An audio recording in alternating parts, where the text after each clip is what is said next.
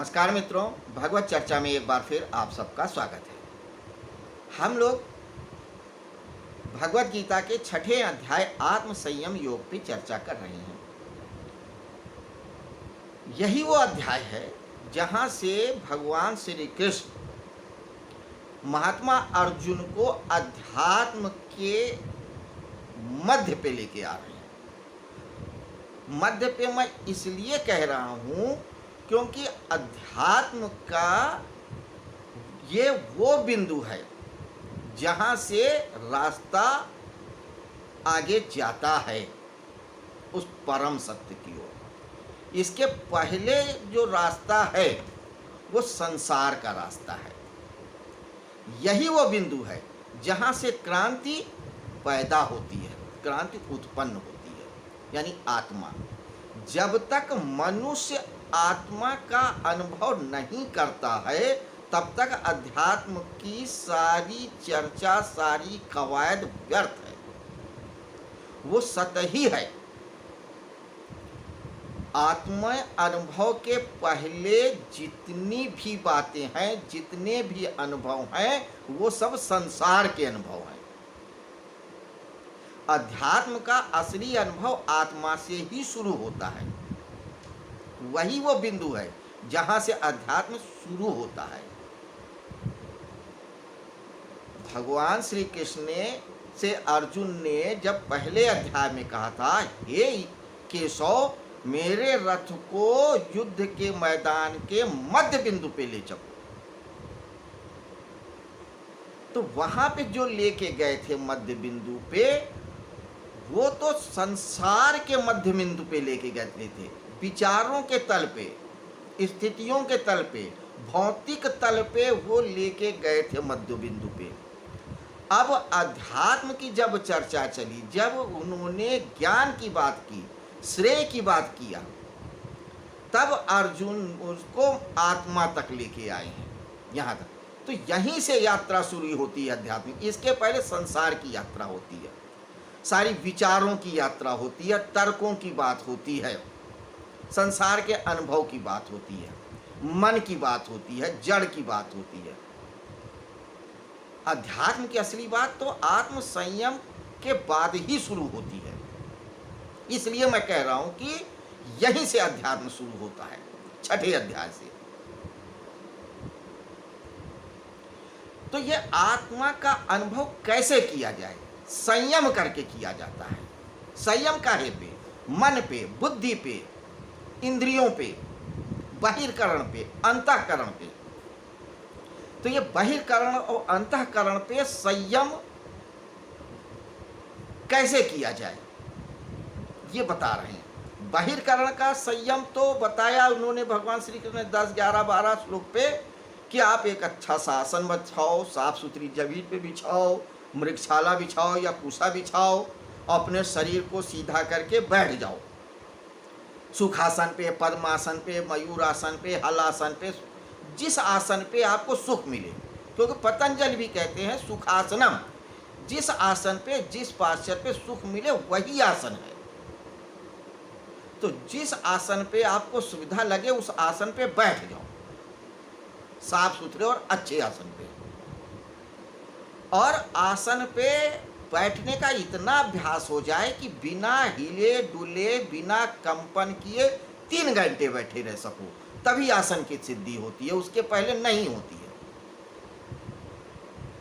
तो जब आप एक पोस्चर पे, एक स्थिति पे 3 घंटे अपनी फिजिकल बॉडी को स्थिर रखने की योग्यता प्राप्त कर लेते हो, तब आप अपने आप को समझो कि बाहर के स्तर पे स्थिर कर लिए हो, बहिर्करण को स्थिर कर लिया है। बहिर्करण यानी आँख, नाक, कान, मुंह, सारी इंद्रियों को स्थिर कर लिया है।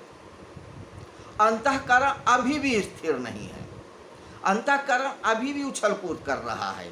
मन न जाने कहाँ कहाँ डोल रहा होता है, विचार पता नहीं कहाँ कहाँ जा रहे होते हैं। उन जगहों पे, जिन जिन जगहों पे वो कभी गया ही नहीं होगा, या कभी बचपन में गया होगा, हो सकता है कई कई जन्मों पहले गया होगा। बहुत पुरानी पुरानी स्मृतियाँ उभर भर के आती हैं। कई बार तो भविष्य में चला जाता है, ऐसी ऐसी जगह चला जाता है कि जिसका कोई अता पता नहीं होता है, स्वयं व्यक्ति आश्चर्यचकित होता है। तो चाहे वो भूत के बारे में सोचे, चाहे भविष्य के या वर्तमान में, लेकिन वो चंचलता तो है ही ना, स्थिरता तो नहीं ना। तो जब ये अंतःकरण भी संयमित हो जाए, मन भी, चित्त भी बिल्कुल अडोल हो जाए, कोई कंपन ना रह जाए, कोई विचार नहीं रह जाए, कोई भाव नहीं रह जाए, उसकी बात कर रहे हैं। जब सब कुछ स्थिर हो जाए, बहिर्करण भी स्थिर और अंतःकरण भी, यानी इतने स्थिर हो जाएं और इतने आपके कमांड में आ जाएं कि आप जब चाहो तभी श्वास भी ले पाओ, जब आप चाहो तभी आपकी आंख की पलकें खुलें, जब आप चाहो तब आपकी उंगलियां थिरकें, तब आपके पैर के अंगूठे और उंगलियां भी चलायमान हो, बिल्कुल हिलन चलन ना हो, कोई विचार तक नहीं हो, कोई कंपन भी ना हो, इतना आपके अंदर संयम आ जाए। अभी तो जरा भी संयम नहीं है, 1 मिनट का संयम नहीं है शरीर में। 2 मिनट बैठते हैं कि कहीं खुजली होने लगती है, कहीं सुरसुराहट होने लगती है, कहीं गुदगुदाहट होने लगती है शरीर में, शरीर भी बस में नहीं रहता है। कहीं बैठे बैठे पैर में हल्की सी झुनझुनी सी चढ़ जाती है और लगता है कि नहीं अब आसन बदल लें। स्थिर रहने की आदत ही नहीं है, लगता है खून जम गया है एक जगह, अकड़न होने लगती है पीठ में, कमर में, कंधों में, बैठना मुश्किल हो जाता है। नहीं, चाहे कितना भी दर्द हो, चाहे बदन कितना भी आवाज़ दे, नहीं, थोड़ा सा हिल लेने दो, थोड़ा सा डुल लेने दो, उंगलियां ऐसे कर लेने दो, हाथ को ऐसे कर लेने दो, पैर का आसन बदल लेने दो, नहीं, नहीं तो नहीं। सोच लिया है 3 घंटे नहीं हिलना है तो नहीं हिलना है। जब इतना संयम आ जाए, जब इतना संयम आ जाए कि कोई भी विचार जब चाहे तभी आए, ये नहीं कि शरीर तो स्थिर है लेकिन मन कहीं घूम रहा है, कहीं सराय खाने में, कहीं मैं खाने में, कहीं दोस्तों की महफिल में, कहीं घर में, कहीं ऑफिस में, कहीं दुकान में, कहीं कहीं कहीं कहीं, तो कहीं भी विचार न जाए। संकल्प कर लिया कि नहीं, अब एक भी विचार नहीं आना है तो नहीं आना है। श्वास धीमी चलना है तो धीमी चलना है, इतनी धीमी इतनी कि पता ही नहीं चली कि श्वास भी है। तो जब ये अंतःकरण और बहिर्करण दोनों पूरे आपके वश में हो जाएं, तब की बात कर रहे हैं, तब ये श्लोक शुरू होता है। आइए अब हम श्लोक देखते हैं क्या कहता है। श्लोक कहता है 15वां अध्याय 6 का, युञ्जनेवं सदा आत्मानं योगी नियतम नियत मानसा शांतिम निर्वाण परमा मत संस्थाम अधिगच्छति। वश में किए हुए मन वाला, वश में किए हुए मन वाला, मन को इस तरह से सदा परमात्मा में लगाता हुआ मुझ में संयमित सम्यक स्थिति वाला जो निर्माण परमा शांति है उसको प्राप्त होता है। अब देखिए क्या कह रहे हैं कि श्लोक में कि वश में किए हुए मन वाला, शरीर की बात नहीं कह रहे हैं। शरीर की बात इसलिए नहीं कह रहे हैं कि शरीर की बात पिछले श्लोकों में कह चुके हैं। दूसरी बात कि मन आपका स्थिर हो गया है तो शरीर भी स्थिर हो ही गया होगा। बिना शरीर के स्थिर हुए मन स्थिर नहीं हो सकता है। आपने कभी ध्यान दिया है, जब आप गुस्से में होते हो तो आपका आँख, नाक, मुंह, शरीर अलग तरीके का होता है। गुस्से में आपके हाथ की मुट्ठियाँ भींच गई होती हैं, आँखें थोड़ी चौड़ी हो गई होती हैं, होंठ थरथराने लगते हैं, पैर कपकपाने लगते हैं। यही विषाद के समय भी होता है, खुशी के समय भी होता है। तो जब आप किसी एक विशेष भावदशा में होते हैं तो शरीर भी उसी भावदशा के अनुरूप बदल जाता है। आपने ये देखा होगा कि आप जब किसी चीज को ध्यान से सुनने लगते हैं तो आपके शरीर की सारी इंद्रियां रुक जाती हैं, हाथ पैर नहीं, आंख की पुतलियां भी रुक जाती हैं। यहां तक कि बहुत ध्यान देते हैं तो श्वास भी रुक जाती है, क्योंकि आप ध्यान से सुन रहे हैं। तो मन की स्थितियां का प्रभाव शरीर पे पड़ता है। तो जब आप का मन स्थिर हो गया है तो इसका मतलब शरीर भी स्थिर हो ही गया है, कहने की कोई बात ही नहीं है। अगर शरीर नहीं स्थिर होता तो मन भी स्थिर नहीं होता। वो एक अलग बात है कि जब व्यक्ति साधक नहीं सिद्ध हो जाता है, कृष्ण हो जाता है, तब वह किसी भी स्थिति में रहे अडोल रहेगा, चाहे वो बांसुरी बजा रहा हो, चाहे रथ हाँक रहा हो। लेकिन वह बहुत पहुंची हुई है, बहुत बाद की स्थिति होती है। पहले की स्थिति तो यही है कि शरीर जब स्थिर होगा तभी मन स्थिर होगा। इसलिए यहाँ पे शरीर की बात नहीं कही है, सिर्फ मन की बात कही है। तो वश में किए हुए मन वाला योगी मन को इस तरह से परमात्मा में सतत लगाए। अब मन उसका हर तरफ से हट गया है, कहीं कोई खूंटी नहीं रह गई है, कहीं कोई वस्तु नहीं रही जो किसी भी जगह टंगी हो। कोई विचार नहीं है, कोई भाव नहीं है, कोई याद नहीं है, कुछ नहीं है मन में उसके।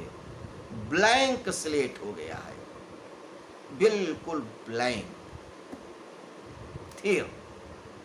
अगर पानी की बात करो, एक नदी या एक जल जो बिल्कुल स्थिर है, कोई तरंगे नहीं चल रही, उस स्थिति में सिर्फ और सिर्फ सतत परमात्मा, कृष्ण कहते हैं मुझ परमात्मा को याद रखिए, सतत निरंतर,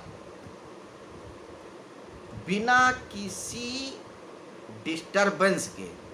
ये नहीं कि अभी किया फिर थोड़ी देर बाद नहीं किया, नहीं, लगातार। जैसे तेल की धार अगर गिर रही है तो गिर रही है लगातार, बिना रुके, बिना टूटे। तो वह निर्वाण परमा शांति को प्राप्त होता है। तब निर्वाण परमा यानी कि वो शांति जहाँ निर्वाण है, जहाँ पे न सुख है और न दुख है, सिर्फ शांत है। वहाँ पे कोई सुख नहीं है। ये मत सोचो कि समाधि मिल जाएगी, ध्यान में उतर जाएंगे, परमात्मा मिल जाएंगे, सुख मिल जाएगा। सुख नहीं है। अगर आप इस भ्रांति में कि वहाँ सुख होगा, आनंद होगा, तो भूल जाओ,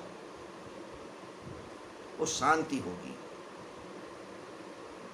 सिर्फ शांति। और कब होगी?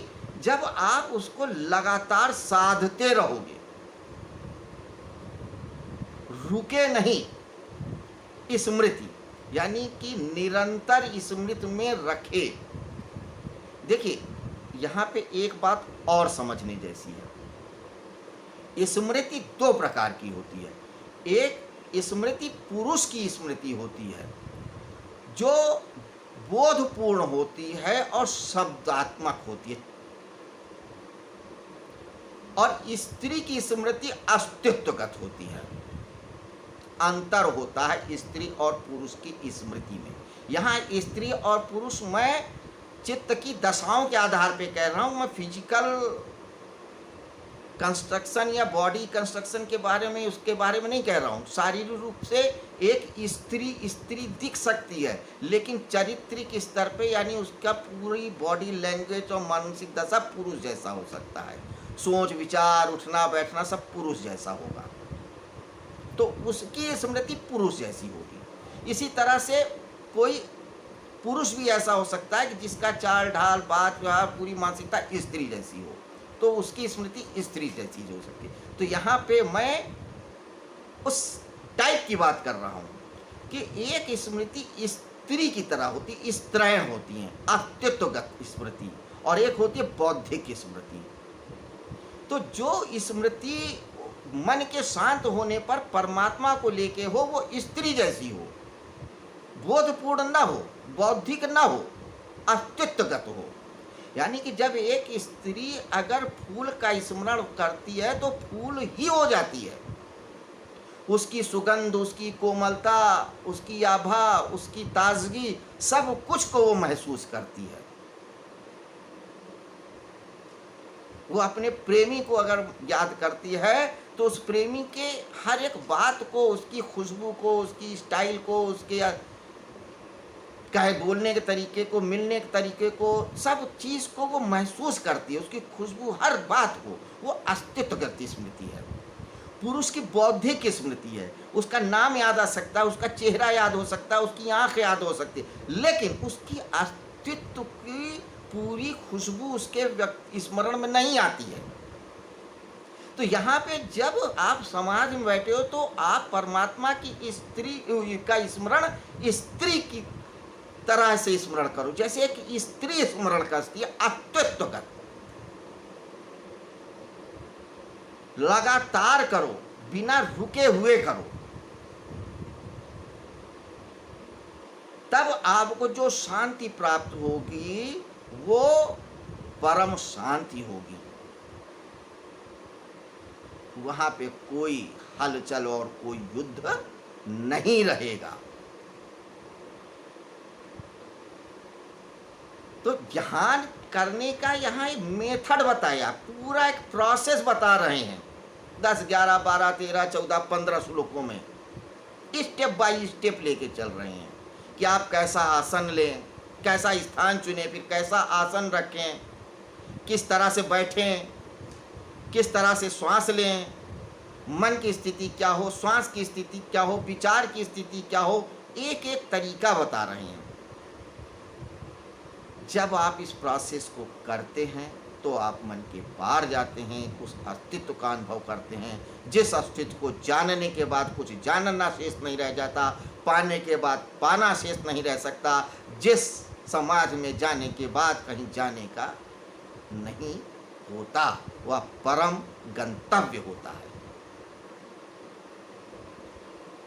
तभी व्यक्ति योगी होता है, तभी योगी स्थित प्रज्ञ होता है, तभी योगा रूढ़ होता है। तो यही है ध्यान योग। और इस ध्यान योग को सिर्फ पुस्तकों से पढ़ के, किसी वीडियो को सुन के, किसी से चर्चा में सुन के नहीं सोचना चाहिए कि हमने अब सीख लिया, जान लिया। किसी गुरु की शरण में जाना ही चाहिए, वहीं सीखना होगा, वहीं जानना होगा, वहीं करना होगा, तभी कल्याण होगा। वरना सिर्फ भटकाव होगा, विषाद होगा, दुख होगा, अफसोस होगा, उलझन होगी, संशय होगा। है तो मित्रों, ये रहे अभ्यास अध्याय 6 के 15वें श्लोक की चर्चा। अब कल हम आगे के श्लोकों पे चर्चा करेंगे। आज के लिए इतना ही। आपने इस चर्चा को ध्यान से सुना, इसके लिए मैं आप सबका अनुग्रहित हूँ। और इस कोरोना काल में आप सब लोग ज़रूरत पड़ने पर ही घर से निकले, स्वयं स्वस्थ रहें और परिवार को भी स्वस्थ रखें, ऐसी कामना करता हूँ। नमस्कार, शुभ रात्रि।